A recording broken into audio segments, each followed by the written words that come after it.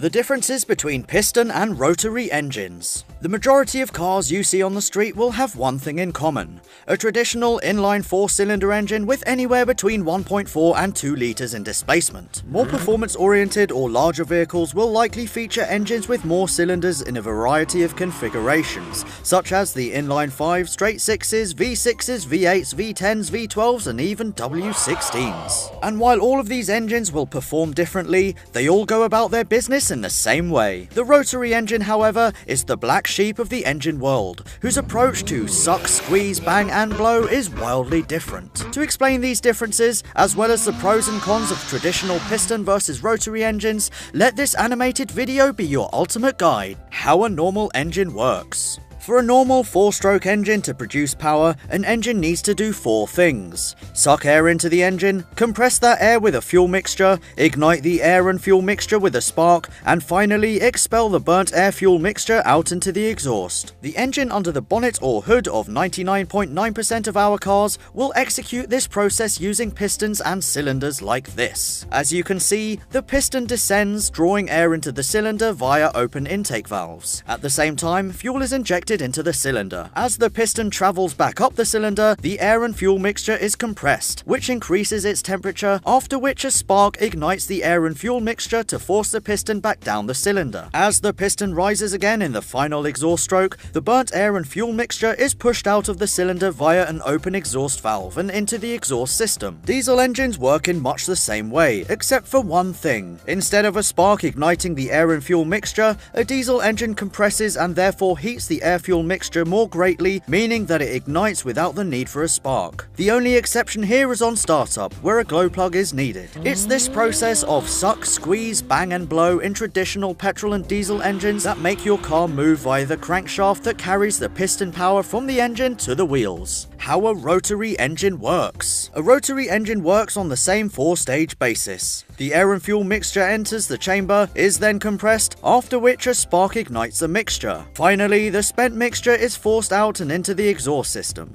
Again, suck, squeeze, bang, blow. The way in which a rotary goes about this process is very different, however, because there are no cylinders or piston. Instead, a big rotor does all the hard work, and it's this rotor that people often refer to as a Dorito because of its shape. If we keep things simple by looking at a single rotor engine, there are 5 main components: a front plate, the rotor housing, the rotor itself, and a rear plate. The 5th component is the eccentric shaft that connects to the rotor, acting like the crankshaft in a traditional engine. The rotor housing that the rotor sits in features an intake port, 2 spark plugs, and an exhaust port. As the rotor spins, it creates a vacuum over the intake port, which sucks air and fuel into the chamber. As the rotor continues round, it covers the intake port, after which the air and fuel is then compressed. At the equivalent of top dead center in a piston engine, 2 spark plugs fire, forcing the rotor round further until it reaches the exhaust port to expel the burnt air and fuel mixture.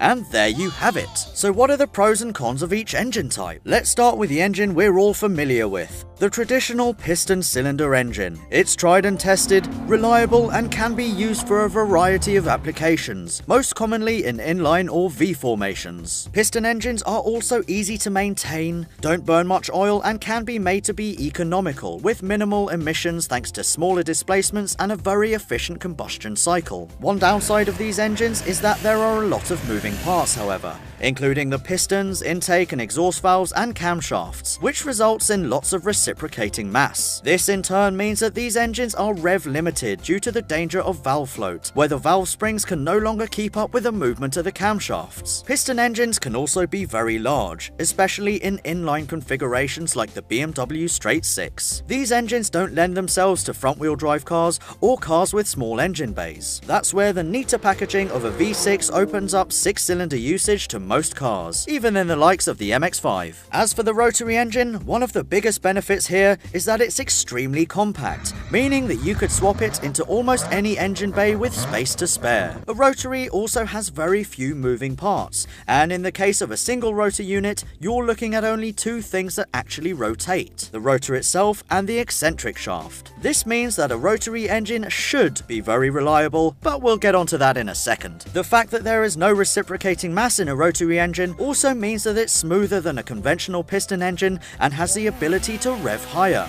And as we already know, rotary engines sound pretty cool too. So what are the downsides? Well, this list is pretty long, so make yourselves comfortable. Firstly, rotary engines are well known for burning a lot of oil, and that's because oil is injected directly, via throttle control, into the rotor housing to keep the seals lubricated and chambers separated. If you're not on top of oil maintenance, and if you use the wrong grade of oil, it's not uncommon to run a rotary engine dry. Secondly, and although a rotary engine should by nature be very reliable, you'll probably have heard the phrase blown apex seals followed by a man crying in the corner, which is a very bad thing because they seal the edges of the rotor against the rotor housing, and because they're prone to pitting or cracking, that means that a rotary engine will lose compression. Poor compression will result in misfiring, a reduction in power, a bad idle, and an engine that's hard to start when cold. You have been warned. Because the combustion chamber is so large, a portion of the air and fuel mixture will also not get burnt, meaning poor fuel economy and high emissions compared with traditional piston engines. The trade-off is that a rotary will therefore have a tendency to spit flames. So although rotary engines may sound like a good idea, they're flawed in their design thanks to seals that tend to fail and because they burn a lot of oil, which results in terrible emissions. So there you have it, the differences between piston and rotary engines and their pros and cons.